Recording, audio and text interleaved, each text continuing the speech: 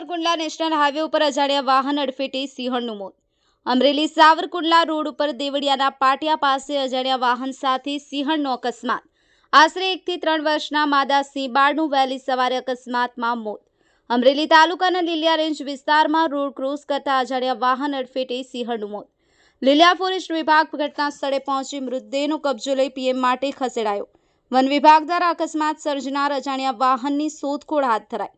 આ વિસ્તારમાં અનેક સિંહોની અવરજવર રહેતી હોવાને કારણે બંને સાઈડ તાર ફેન્સિંગ કરવામાં અકસ્માત સર્જી નાસી જનાર વાહન ચાલક વિરુદ્ધ ગુનો નોંધી કડક કાર્યવાહી કરવા સિંહ પ્રેમીઓની માંગ।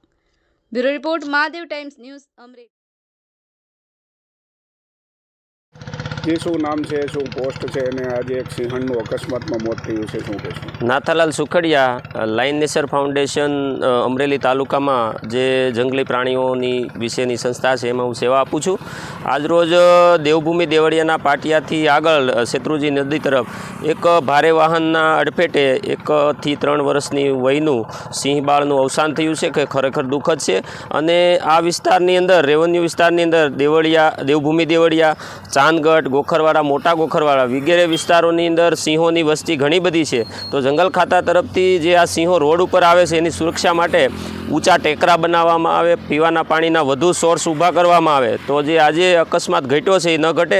અને દેવળિયાથી લાપાળિયા સુધી સાવરકુંડલા રોડ પીપાવા પોર્ટને કારણે સતત મોટા વાહનોથી ધમધમતો રહે છે। તો બંને બાજુ તાર ફેન્સિંગ કરવામાં આવે તો આજે જે ઘટના ઘટી છે એ ભવિષ્યમાં સિંહોની ઘટના ન ઘટે।